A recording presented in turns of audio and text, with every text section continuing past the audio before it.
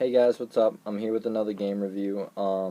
This time I'm gonna do a game that's a lot more mainstream. It's Sleeping Dogs. It's on PS3 and on Xbox. I believe it's on the Steam network too. It's a really fun game. A lot of people they refer it to kind of like Saints Row or Grand Theft Auto. It's open world, it involves a lot of car theft and stuff, but there's also a lot of things that you can't do in Grand Theft Auto and other games that are open world and modern based. But there are pros and cons because the game is set in Hong Kong. You're an undercover cop and you do missions for the gangs that you help out, but you're also investigating and trying to make major arrests.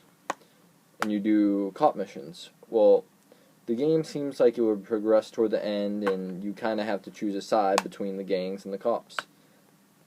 But that moral decision really never happens. I feel like they could have gone so many more places with this game that they didn't go, because the linguistics of it are amazing. I mean, the finishing moves you can do are just outstanding. Like you learn martial arts, and the fighting, it's so advanced and so much fun.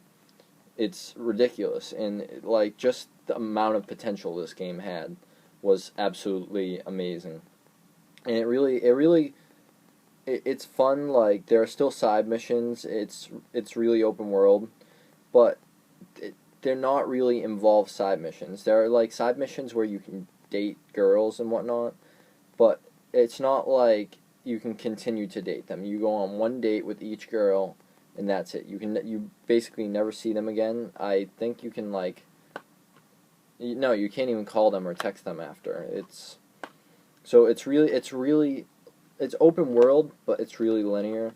One problem I had with it was that I'm used to like Grand Theft Auto and Saints Row, where if you find a car, you can put it in your garage. You can't do that with Sleeping Dogs. I mean, like you have to buy every single car, but also that adds a little more challenge to it. So once you finally get like a Class A car and stuff, you really feel like achieved, because you have to do so many side missions and so much other stuff to actually get the cars. And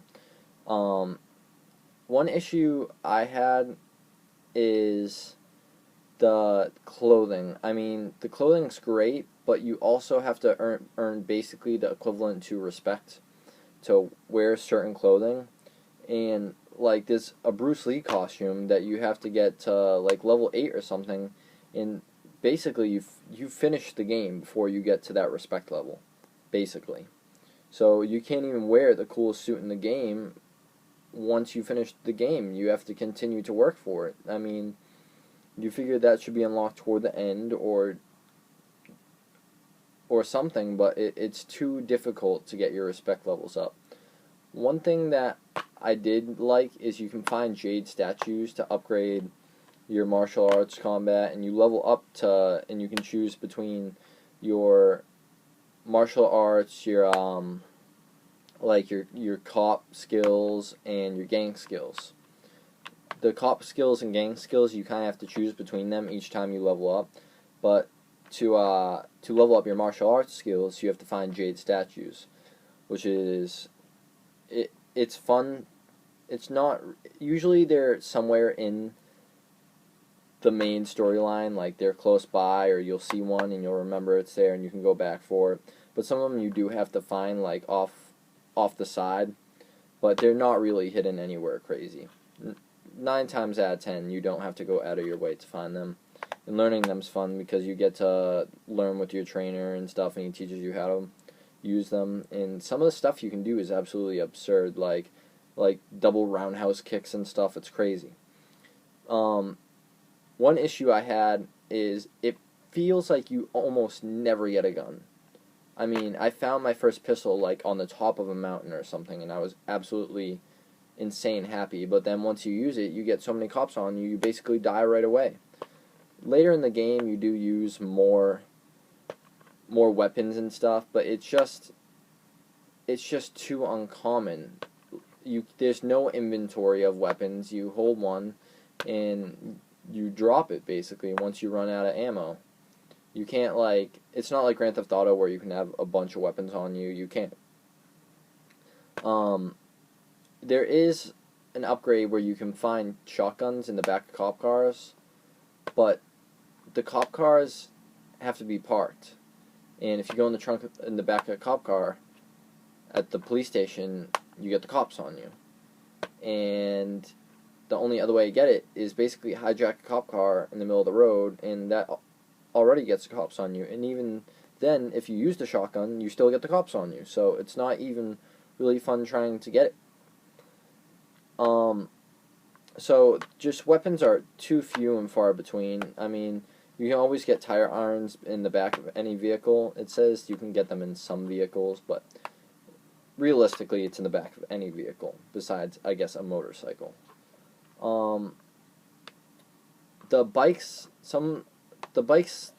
Class A bikes seem the fastest, but it gets to a point where you're going so fast, unless you get really good at it, it's too fast to control. And then on top of that, you have to drive on the left side of the road, so you're basically crashing half the time in the beginning.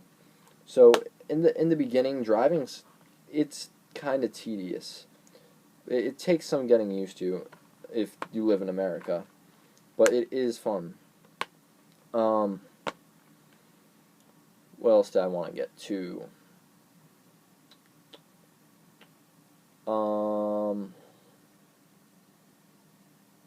Side missions. Side missions are fun, but they're also extremely tedious. I wouldn't really call them tedious. Like, there's one side mission where you call your friend to go pick up scrapped cars, to go steal cars, to scrap them, and you can't damage them along the way.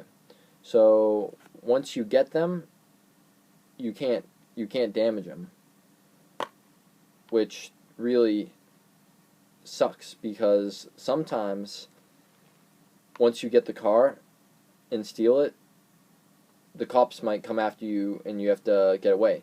But in that pursuit, you're going to crash the car and decrease its value. And half the time, he sends you after shitty cars that aren't even worth the money to get the luxury car that you want to get, so it takes forever.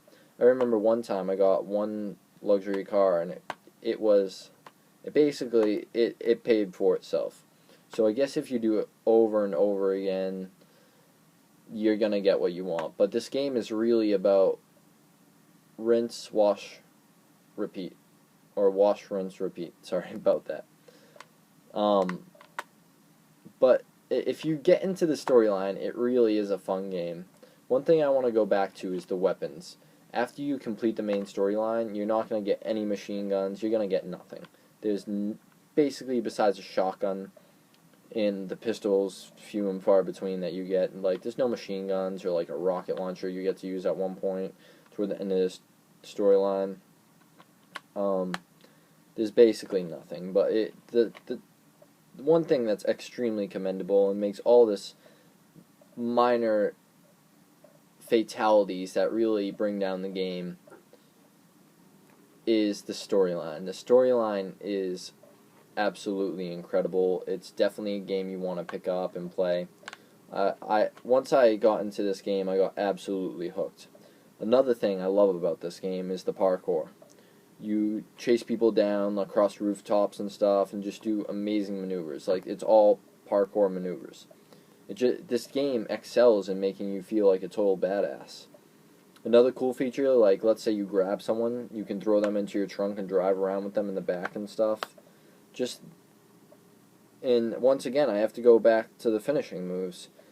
At one point, I stabbed the guy on a rack of swordfishes. I picked up his body and threw him onto a rack of swordfishes. I slammed one guy in the closing gate of a store. Like, it's brutal moves, but it excels in making you feel like a badass. There are those subtle things that bring the game down, but once you get into playing it, you don't notice it. Really, the only time I was disappointed was after the game when everything becomes inaccessible. Like the guns, like all the tedious side missions you have to do to get the cars, and that's the only time the game feels tedious. So, if once you finish the game, it's kind of like it's worth playing because it's fun, but it's not worth playing, I guess you could say.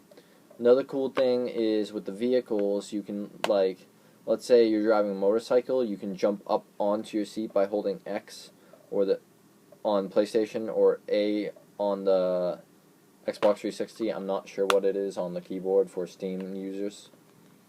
But you can jump up on the seat and then jump onto the top of another car and rip them out of their car, like in the middle of the highway, and hijack that next car, and then do it over and over again as many times as you want. And if you see an armored truck, you can jump on the armored truck and steal it and then drive it to your buddy's place where you get money for it. But each armored truck gets progressively harder and harder and harder to get. I mean, this game, it's extremely commendable. Just the amount of accessibility to what you can do is amazing. But really, but then again, I have to go back to those restrictions that pull it down. I mean, if you took away those restrictions and they made this completely accessible and made it more open world, more freedom, more guns, this game would be basically the perfect open world game for people who like third-person shooters. I mean, and basically everyone does when it comes to Grand Theft Auto, Saints Row. There aren't many people out there who really don't like these games. Definitely pick up this game. It's worth the money. I'm not sure how much it is now. It's quite expensive, but it's a extremely lengthy storyline. It probably took me on the back half of 16 hours to complete total, and then I probably played 4 additional hours just completing everything else. I mean, it's just a great game. And just the fact that you're you're pretty much a rogue undercover cop, it just adds to more fun. Just the fact that you're a cop and doing those things, but then you still have that amount of power where, like, I can't even explain. You just have to pick the game up and play it yourselves. But that's all I'm gonna say for now. I will be doing a Let's Play soon on an indie horror game. I'm not gonna say which one it is, but that's about it. So subscribe, like, you know the deal. But that's it. Bye, guys.